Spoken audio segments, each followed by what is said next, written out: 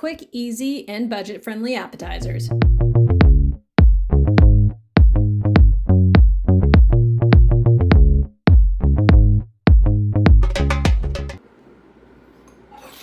This first appetizer is going to blow you away at how simple it actually is.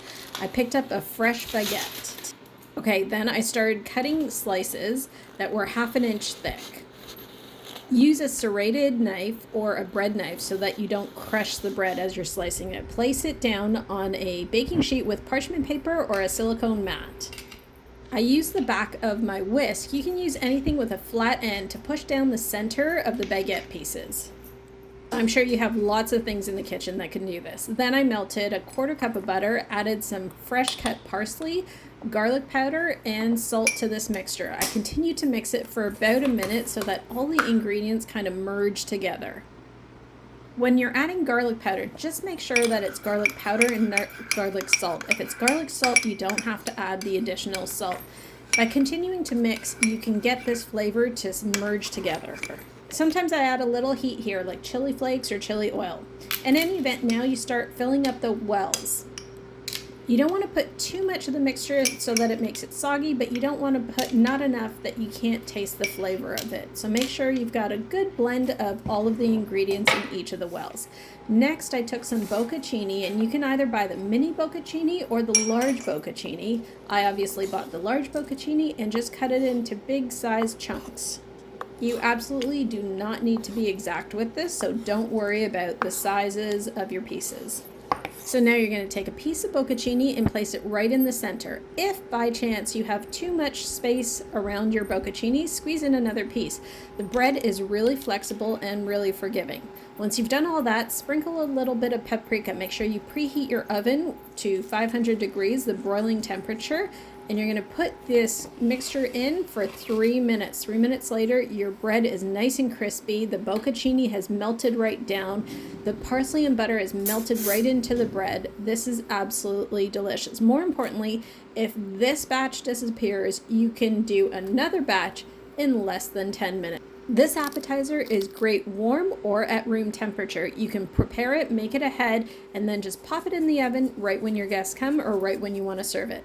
To decorate, I garnished with a few cranberries, a little bit of chili oil on a few of them, and some cherried tomatoes. Let's move on to my bagel Christmas tree. The bagel Christmas tree that feeds about 5 to 8 people really costs me less than $5 to make. I generally use 2 to 3 bagels, and all I'm doing is cutting them into small wedges. I used an everything seasoned bagel, but it works really well with either onion or poppy seed. Once you cut them into wedges, assemble them on a lined baking sheet in the shape of a Christmas tree, and flip over 2 at the bottom for the bark. The mushroom is really simple to make. Just dice up your mushroom. I slice it up in slices first and then crush it the other way. I used about 8 mushrooms, and then I added 1 onion that I diced up as well. If you don't have a fresh onion, you certainly can use onion powder and or dried onion flakes. Once you've diced up your onions, it's time to get on to a few cloves of garlic. So I added 3 cloves of garlic.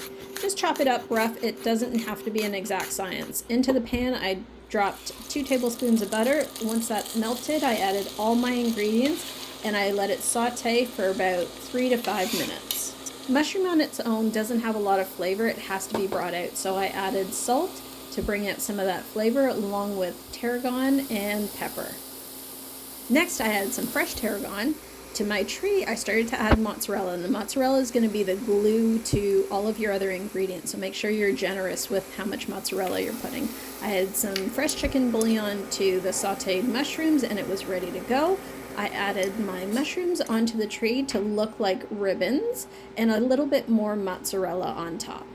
A little bit more grated cheese to define the layers, and then I used cherry tomatoes as ornaments, so just slicing them into very thin little slices. Those were my ornaments, and I used some fresh parsley to add a little bit more color to it, and of course some more flavor.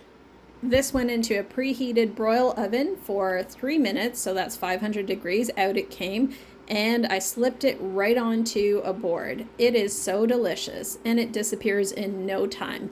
And your guests will just start pulling apart the pieces, and it's so much fun. You can change up the toppings, but this combination works really well. Subscribe for more great ideas.